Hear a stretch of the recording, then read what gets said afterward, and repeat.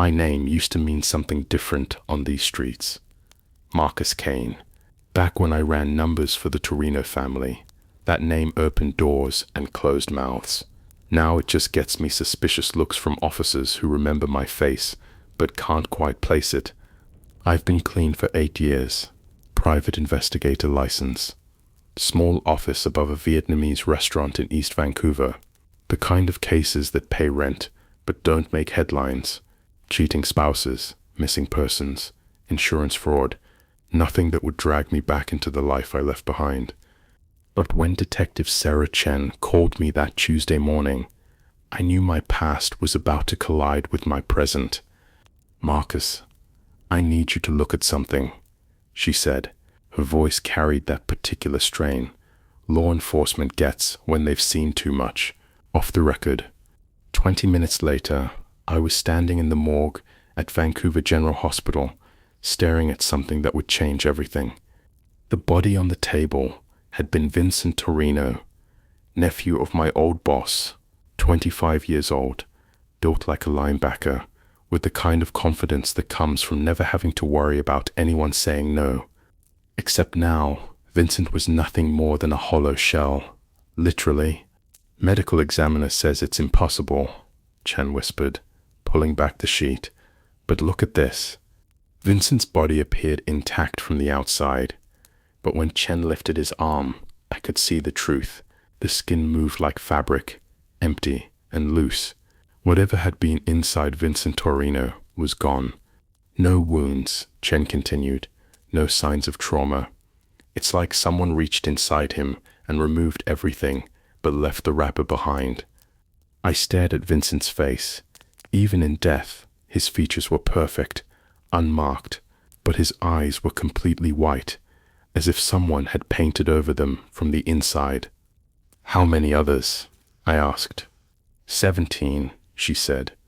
"All in the past 6 weeks. All connected to organized crime families across the city.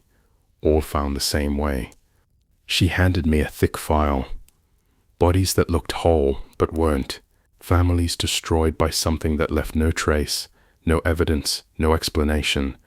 "The families are starting to panic," Chen said. "Word is spreading that something is hunting them, but they won't talk to us. They think it's some new weapon from a rival organization." I understood why she'd called me. I spoke the language of the streets in ways she never could. "What do you want me to do?" I asked. "Find out what's targeting them," Chen said, "before it spreads beyond the criminal families." I took the file, knowing I was about to walk back into a world I'd spent 8 years trying to escape. As I drove back to my office, I couldn't shake the image of Vincent's hollow eyes, white as snow, empty as winter sky. Whatever was hunting Vancouver's criminal underworld wasn't human, and it was getting hungry. The Torino family compound sat on 10 acres in Richmond, surrounded by enough security to make a small country nervous.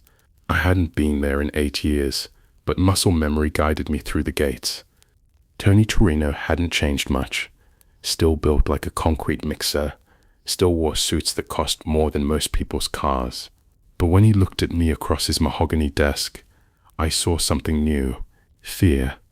"Marcus," he said, not bothering with pleasantries, "I heard you went straight."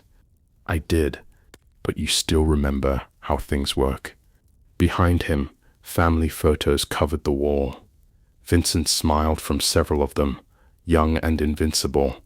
"My nephew was a good kid," Tony said. "Reckless sometimes, but good. He was supposed to take over when I retire." He pulled out a leather folder, spreading photos across the desk. Crime scene images, police reports, newspaper clippings. "Started with the Kozlov organization," Tony said. "Pavel Kozlov's son, Dmitry, was found lifeless in his apartment. Same thing you saw with Vincent." The photos showed faces I recognized: street soldiers, mid-level enforcers, family members, all with those horrible white eyes. "Then it was the Chen family," Tony continued. "Not your detective friend, the other Chens, 3 of them in 2 weeks. After that, the Jamaican crews started losing people." What connects them? I asked. That's what we can't figure out, Tony said. Different organizations, different territories, different business interests. The only thing they have in common is the life. I studied the timeline. The incidents had started in East Vancouver, spread through Chinatown, then jumped to Richmond and Surrey. Not geographical, but something else. Has anyone tried to make contact? I asked. Tony shook his head. Nothing. No one's claimed responsibility. People are just disappearing. He leaned back, suddenly looking older than his 62 years. Marcus, I've been in this business for 40 years. I've seen turf wars, dangerous individuals, things that would make normal people lose sleep. But this isn't business. This isn't even human. I need to talk to people who were close to the victims. I said. That's the problem, Tony said. Everyone who gets close to this thing ends up the same way. He walked to the window overlooking his property. Security guards patrolled the grounds, their weapons visible. Give me Vincent's last known contacts, I said. Everyone he talked to, everywhere he went. Tony handed me another file. Phone records, security footage, witness statements, Vincent's life in forensic detail. He was working on expanding our territory, Tony said, meeting with potential partners, scouting new opportunities. As I flipped through the pages, one name kept appearing across different organizations, someone who'd had contact with multiple victims. Dr. Elizabeth Warren, clinical psychologist, private practice, specialized in criminal rehabilitation. What was Vincent doing with a therapist? I asked. Tony's expression darkened. Court ordered, assault charges 3 months ago, judge mandated therapy as part of his plea deal. I stared at Warren's name, my instincts screaming. I'd found the connection, a psychologist with access to criminals from across the city's underworld. I need to talk to her, I said. Good luck, Tony said. We tried. Her office has been closed for 2 weeks, no forwarding address, like she just vanished. As I drove away, I called Chen from my car. I need everything you have on Dr. Elizabeth Warren, I said. There was a pause on the other end. Marcus, Chen said slowly, I've been working these cases for 6 weeks. There's no Dr. Elizabeth Warren in any of our files. I pulled over, checking the documents. Warren's name was there, clear as day, on multiple pages. That's impossible, I said. She's listed as Vincent's therapist. Check again, Chen said, because according to our records, Vincent never had a court-mandated therapist. His assault charges were dropped. My name used to mean something different on these streets. Marcus Kane. Back when I ran numbers for the Torino family, that name opened doors and closed mouths. Now it just gets me suspicious looks from officers who remember my face but can't quite place it. But when Detective Sarah Chen called me that Tuesday morning, I knew my past was about to collide with my present. I've been clean for 8 years. Private investigator license. Small office above a Vietnamese restaurant in East Vancouver. The kind of cases that pay rent but don't make headlines. Cheating spouses, missing persons, insurance fraud. Nothing that would drag me back into the life I left behind. Marcus, I need you to look at something, she said. Her voice carried that particular strain law enforcement gets when they've seen too much. Off the record, the body on the table had been Vincent Tortorino, nephew of my old boss, 25 years old, built like a linebacker, with the kind of confidence that comes from never having to worry about anyone saying no. 20 minutes later, I was standing in the morgue at Vancouver General Hospital, staring at something that would change everything. Except now, Vincent was nothing more than a hollow shell.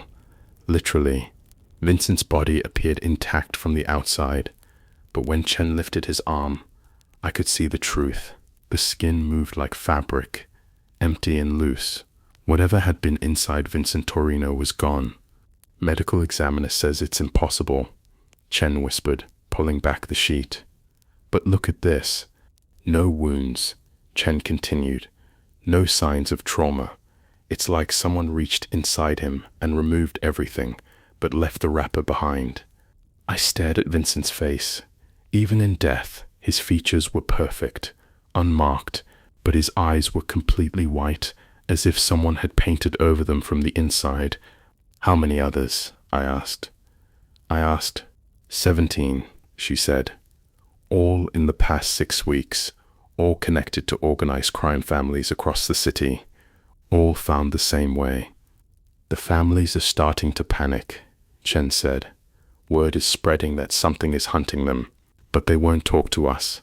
They think it's some new weapon from a rival organization. She handed me a thick file. Bodies that looked whole, but weren't. Families destroyed by something that left no trace, no evidence, no explanation. I understood why she'd called me. I spoke the language of the streets in ways she never could. What do you want me to do? I asked. Find out what's targeting them, Chen said, before it spreads beyond the criminal families. I took the file, knowing I was about to walk back into a world I'd spent 8 years trying to escape. Whatever was hunting Vancouver's criminal underworld wasn't human, and it was getting hungry. As I drove back to my office, I couldn't shake the image of Vincent's hollow eyes, white as snow, empty as winter sky. Marcus, he said, not bothering with pleasantries, I heard you went straight. Tony Torino hadn't changed much, still built like a concrete mixer, still wore suits that cost more than most people's cars. But when he looked at me across his mahogany desk, I saw something new. Fear. The Torino family compound sat on 10 acres in Richmond, surrounded by enough security to make a small country nervous. I hadn't been there in 8 years, but muscle memory guided me through the gates. I did. Behind him, family photos covered the wall. Vincent smiled from several of them. Young and invincible, but you still remember how things work. Started with the Kozlov organization, Tony said. Pavel Kozlov's son, Dmitri, was found lifeless in his apartment. Same thing you saw with Vincent. My nephew was a good kid, Tony said. Reckless sometimes, but good. He was supposed to take over when I retire. He pulled out a leather folder, spreading photos across the desk. Crime scene images, police reports, newspaper clippings. The photos showed faces I recognized.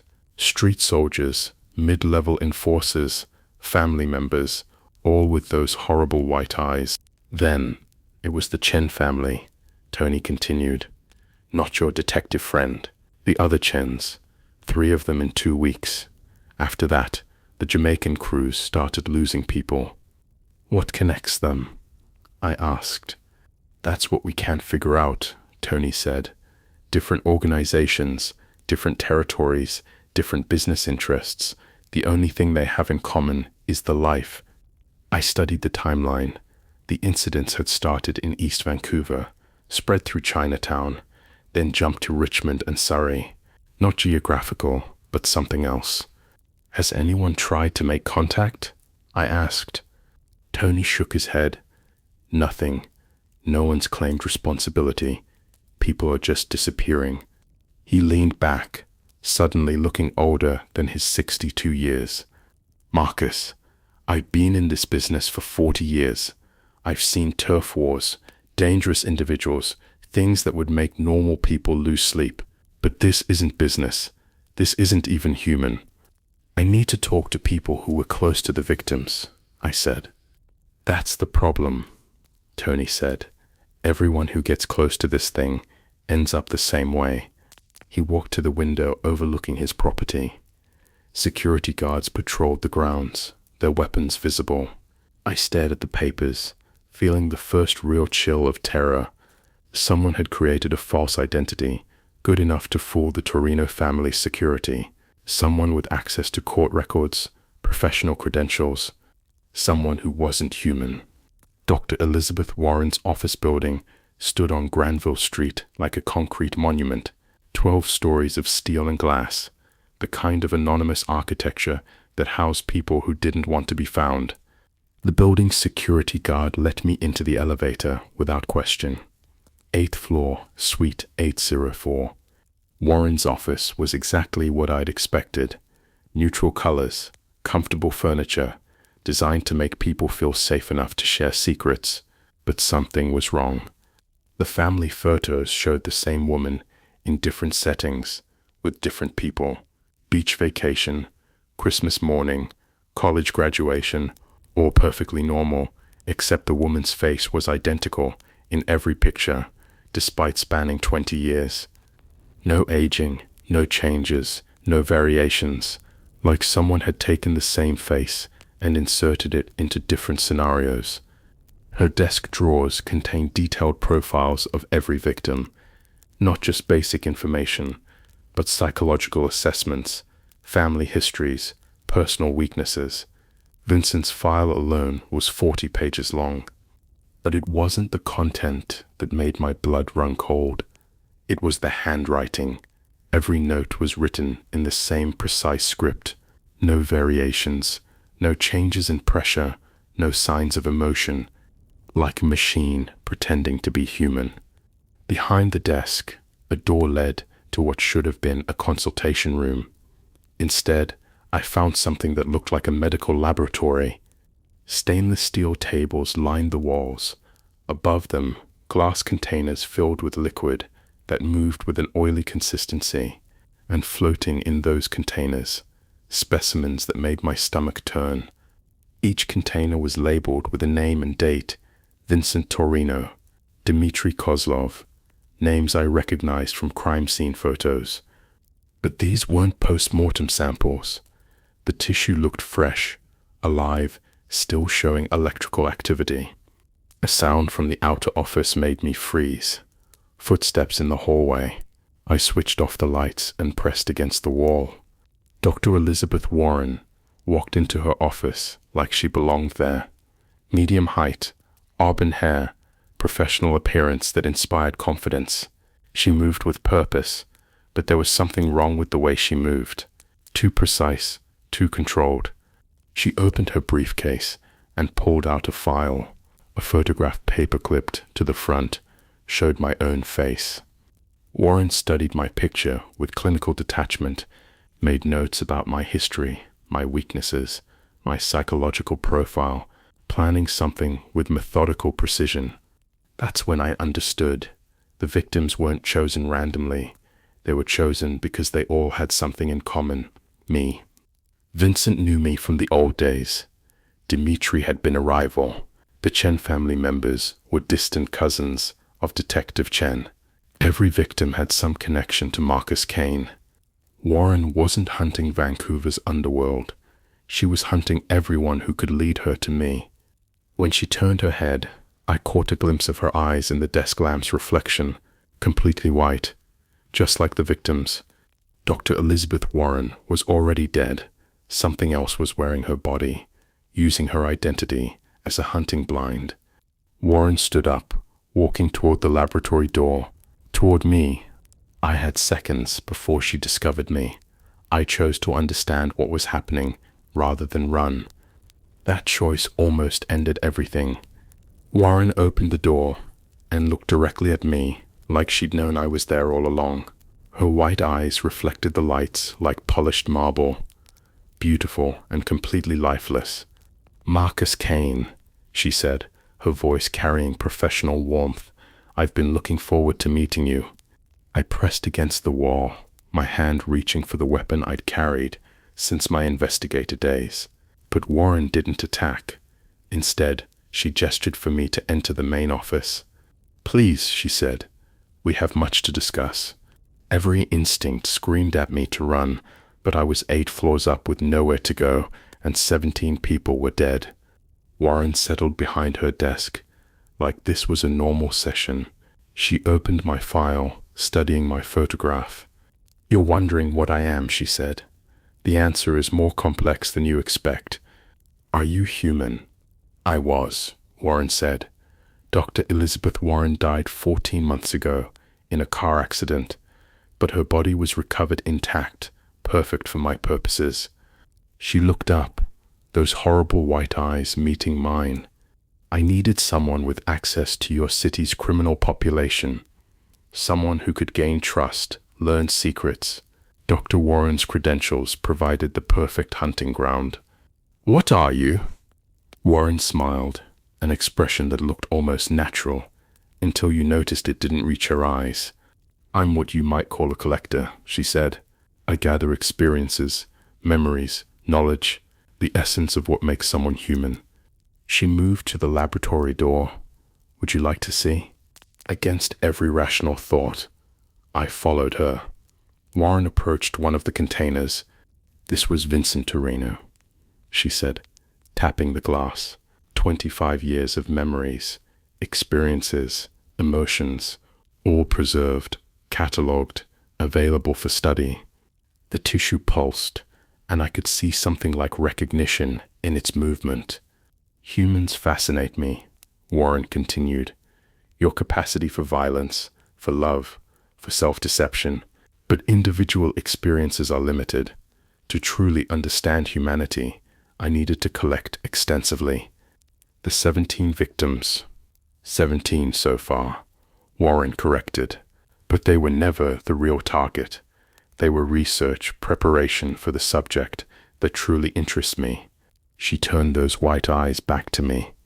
You, Marcus Kane, a man who transformed himself from predator to protector. Your psychological profile is fascinating. You targeted 17 people to study me. I studied them to understand the network of relationships that shaped you, Warren said. Each incident taught me something about Marcus Kane.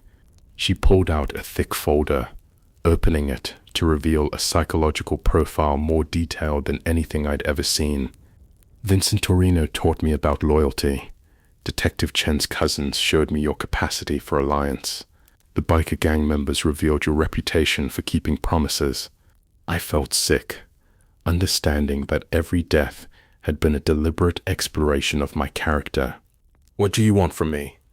Warren's expression took on something that might have been hunger. I want to experience what it's like to choose redemption over revenge. To be Marcus Kane. She moved closer, and I could smell something wrong about her. Not decay, but absence. The others were practice, she said, but you represent something unique, a complete transformation. I drew my weapon, pointing it at her. Stay back. Warren laughed, a sound that was almost convincing until you heard the mechanical quality underneath. Bullets won't help you, Marcus. This body is already dead. I'm simply borrowing it. To prove her point, she pressed her palm against the desk lamp's hot bulb. The flesh burned, but Warren's expression never changed.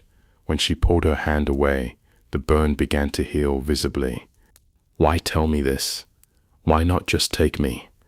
Warren's smile widened. Because fear is part of the human experience. I want to collect. The way your mind works when you know danger is coming. That terror, that desperate hope, it's the most human thing of all. I backed toward the door and ran. Behind me, Warren's laughter followed me down the hallway. Not pursuit, but confidence. She knew exactly where I was going and what I would do next, because she'd studied everyone I'd ever cared about. I made it to the elevator before realizing Warren wasn't following me. She didn't need to chase me. She'd been hunting me for months, learning my habits, my friends, my safe places. My phone buzzed. As the elevator descended, a text from an unknown number. Check your email. You'll want to see this. ZW. The email contained a single video file. Detective Chen sat in what looked like her own living room, bound to a chair. Her eyes were wide with terror, but she was alive. Hello, Marcus. Warren's voice spoke from off-camera. I thought you might appreciate a demonstration of how thorough my research has been. The camera showed Warren entering the frame. She moved behind Chen, placing her hands on the detective's shoulders. She's told me fascinating things about your relationship, how she trusts you. Chen's mouth was taped, but her eyes communicated everything, and something else. a message she was trying to send. Her eyes moved in a pattern, left, right, left, over and over, Morse code. Trap, trap, trap. You have 2 hours, Warren said. The address is in your email. Come alone, or Detective Chen becomes specimen number 18. The video ended, replaced by coordinates leading to the industrial district. I sat in my car, trying to think through options that didn't exist. Warren had been planning this for months. She'd studied me, predicted my responses. But Chen's message had been clear. This was a trap, designed to capture me, not save her. Unless I could give Warren something she wasn't expecting. I drove toward the Torino compound. If Warren had been studying me, she'd expect me to avoid them, to keep them out of danger, which meant they were exactly who I needed. Tony met me at his door, flanked by armed men. His expression was grim. She has Chen, I said. The thing that killed Vincent.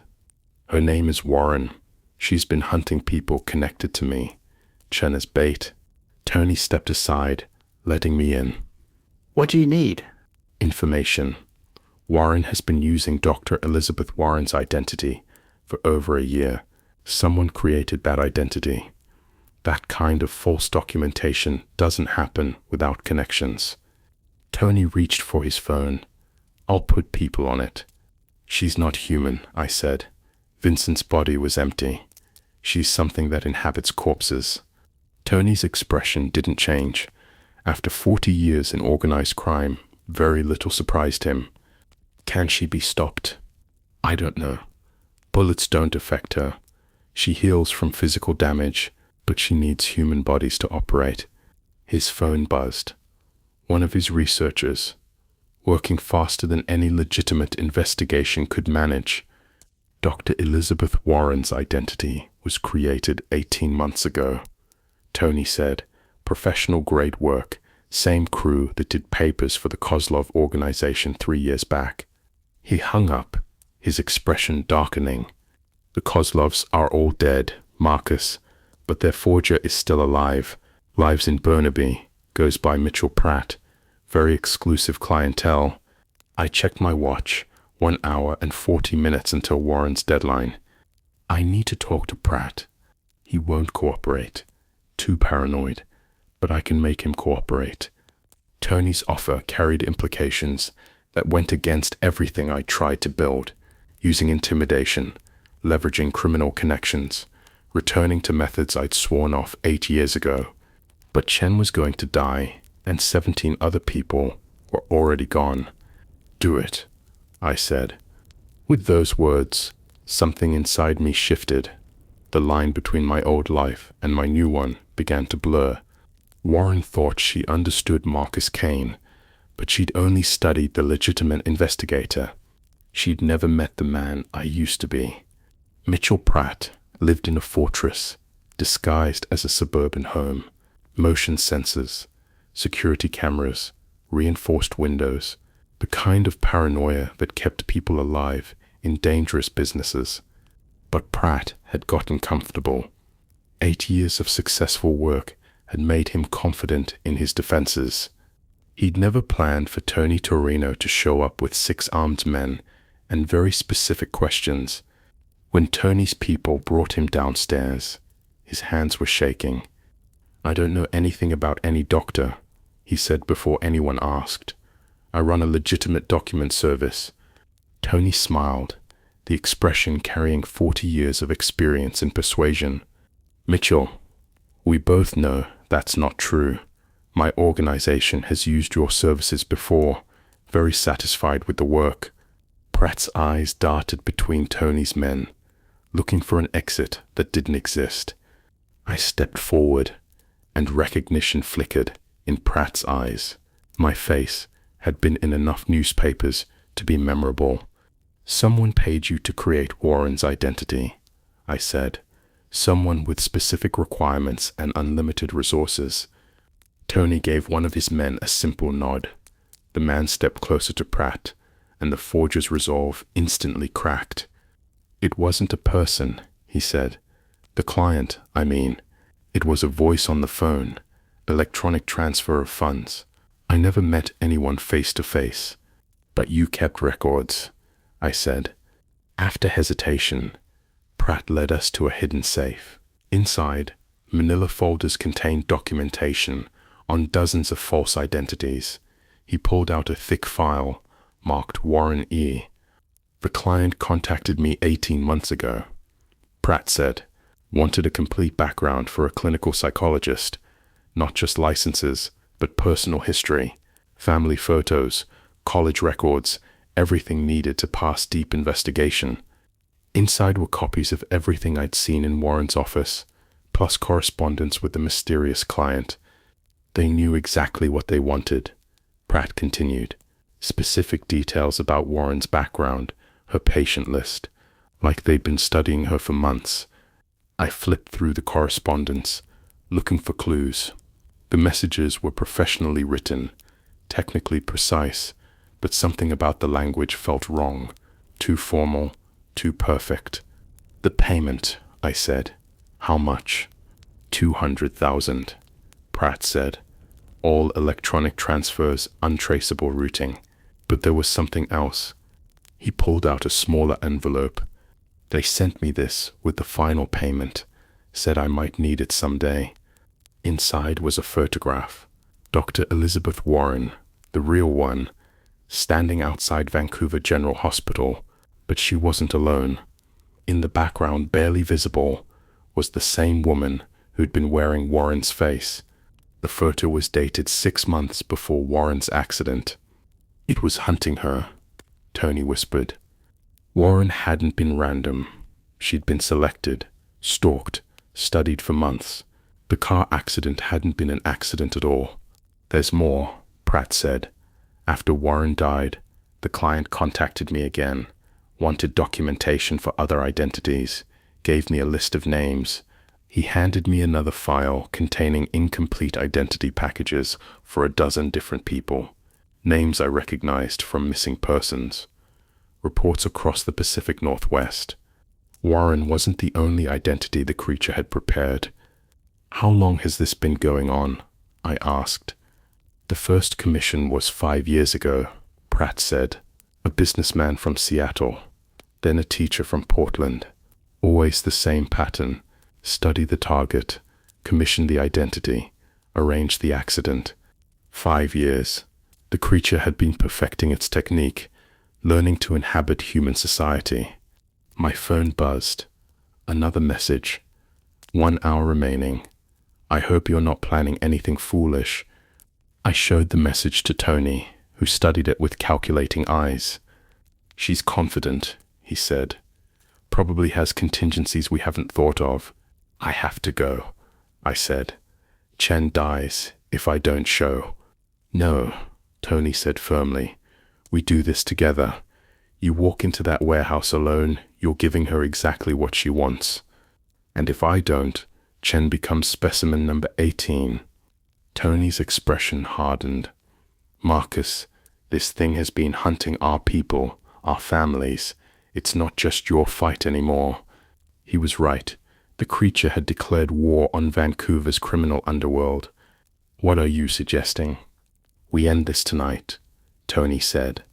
All of us together. Every family, every organization that's lost people. He pulled out his phone, coordinating with leaders across the city's criminal hierarchy. The Kozlov survivors, the Chen family, Jamaican crews, biker gangs, organizations that normally viewed each other as enemies, united by a common threat. She wants Marcus Kane, Tony said into his phone. She can have him, but she's going to get all of us. As Tony coordinated the largest criminal alliance in Vancouver's history, I studied Pratt's files, looking for weaknesses. That's when I noticed it. In every photo of Warren stalking, there was a reflection. Windows, mirrors, glass surfaces, and in those reflections, the creature's true appearance was visible. Multiple thin tendrils wrapped around Warren's nervous system, controlling her movements like a puppet master. The creature wasn't wearing Warren's body like clothing.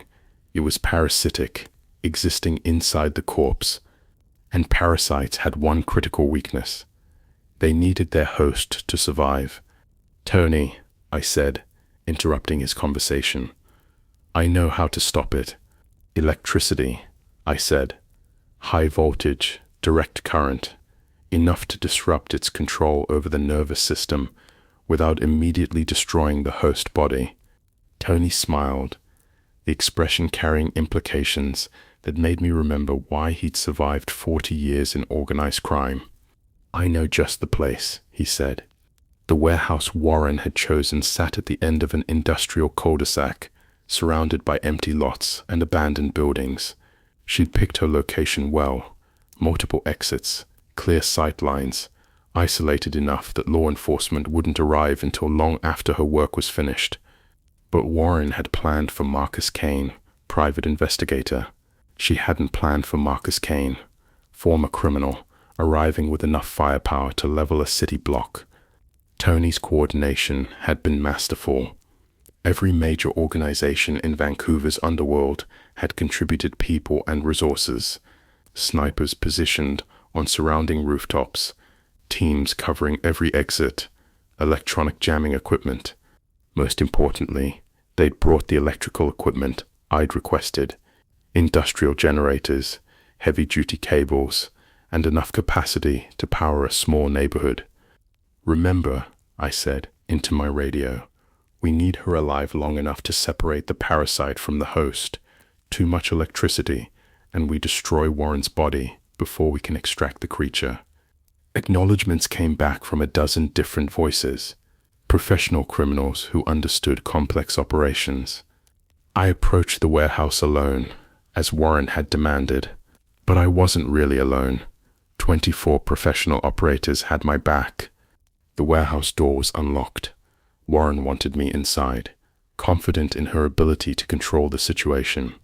The interior had been transformed into something between an operating theater and a laboratory. Surgical lights illuminated a steel table equipped with restraints, monitoring equipment that looked medical, and everywhere, glass containers filled with that oily preservation fluid. Detective Chen was bound to a chair near the surgical table, conscious but gagged. When she saw me, her eyes widened with warning. "Marcus," Warren's voice came from speakers around the room. "Right on time. I was beginning to worry you'd decided Detective Chen wasn't worth saving." "Let her go," I said.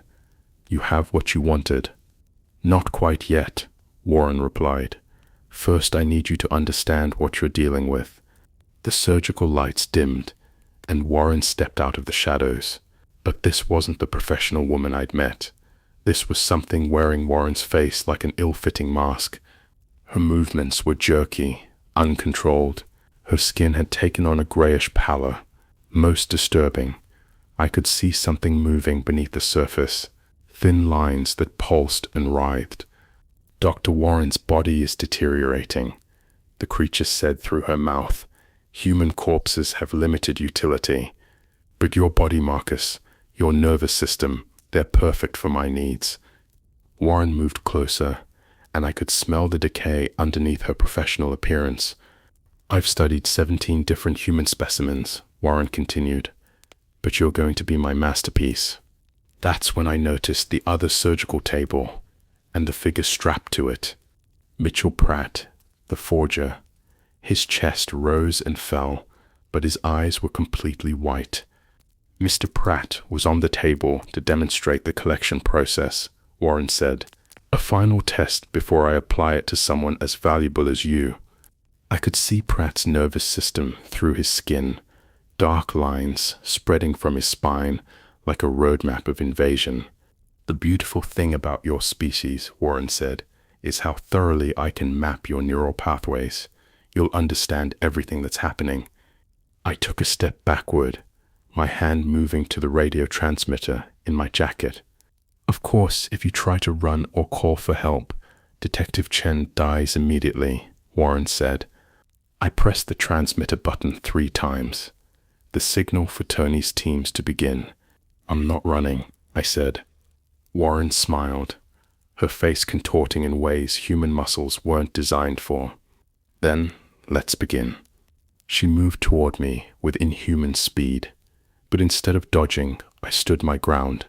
The warehouse windows exploded inward as Tony's snipers opened fire, not at Warren, but at the electrical conduits I'd spotted. Sparks showered down as the building's power grid overloaded. I dove toward Detective Chen, cutting her restraints with a knife from my boot. She removed her gag and rolled toward cover. "Now," I shouted into my radio. The warehouse doors burst open as Tony's people stormed inside, but they weren't carrying conventional weapons. Instead, they wielded electrical equipment, cables connected to industrial generators.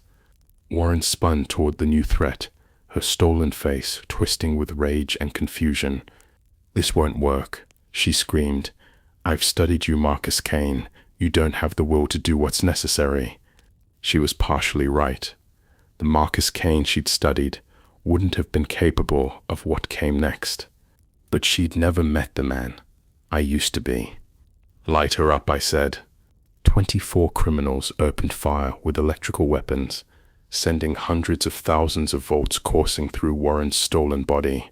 Her scream was inhuman, a sound that seemed to come from multiple throats. The creature inside Warren fought back, its tendrils becoming visible as they tried to maintain control. But electricity was disrupting its connection, forcing it to reveal its true nature. Warren's form began to distort, the human disguise finally breaking apart to reveal the unnatural creature that had been hidden underneath. Something that looked like a cross between a jellyfish and a spinal cord, translucent and pulsing with its own internal light. "Keep the voltage steady," I shouted. But Warren's body was already lifeless, had been lifeless for over a year. As the creature lost control, the corpse began to collapse, revealing the parasitic organism that had been animating it. The creature was beautiful in its alien horror, graceful tentacles that ended in neural interfaces, a central mass that pulsed with bioluminescent patterns. It tried to escape, flowing across the floor toward the drainage system, but Tony's people had sealed every exit. The creature writhed in the center of the room, cut off from its host, vulnerable for the first time. "What do we do with it?" Tony asked. I looked at the thing that had killed 17 people, that had planned to hollow out my skull and wear my identity. "We make sure it never hurts anyone else," I said. The industrial equipment Tony's people had brought finished what electricity had started. The creature's end wasn't quick, but it was thorough. When it was over, we stood in a warehouse filled with the remains of something that shouldn't have existed. Detective Chen looked at me with an expression I couldn't quite read. "This never happened," she said quietly. "What never happened?" I replied. And that's how the Vancouver parasite case officially became a series of unsolved disappearances. 17 victims with no connection, no motive, no explanation that would satisfy a court. But the families knew, the organizations knew, and something had changed in the city's criminal underworld.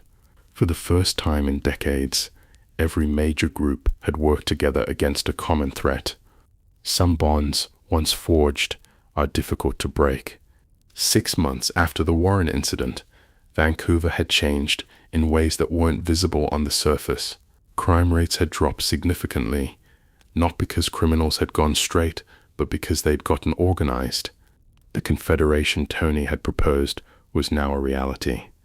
Representatives from every major organization met weekly to share intelligence and watch for signs of inhuman infiltration. They called it the Vancouver Accord, and it was spreading to other cities. I sat in my office, reviewing reports from Seattle, Portland, and San Francisco. Similar alliances were forming everywhere the creatures had been active. The irony wasn't lost on me. Humanity's response to an alien invasion was being coordinated by people society considered monsters. My phone rang. Detective Chen, calling with news I'd been expecting but dreading. "We found another one," she said. "Corporate lawyer, downtown firm. Same pattern as Warren. Perfect credentials, but no one who actually knew her before 6 months ago." "How many clients?" "Mostly white-collar criminals, embezzlers, tax evaders. She was building a profile of financial crime rather than violent crime. Different methodology, same purpose. The creatures were expanding their research." I grabbed my jacket and headed for the door. Outside, the city looked normal. People walking to work, traffic flowing through familiar patterns. But underneath the surface, new rules were being written. Criminals were becoming protectors. Enemies were becoming allies. And somewhere in the spaces between what was legal and what was necessary, humanity was preparing for a war that officially didn't exist. My name still meant something different on these streets, Marcus Kane, but now it meant something more than it had 6 months ago. It meant someone who'd seen the real monsters and lived to tell about it. The creatures were still out there, still learning, still preparing for whatever came next. But so were we. And we'd learned something too. We'd learned that when faced with extinction, humans could become more dangerous than anything that hunted them. Even monsters had to sleep sometime. But we never stopped watching. Subscribe and hit the bell icon if you want to hear more stories like this one. Drop a comment letting me know what time you're watching and what city you're from. Share this story if it gave you chills. And remember, sometimes the most dangerous monsters are the ones wearing human faces. Until next time, keep your eyes open and trust your instincts. You never know what might be watching you back.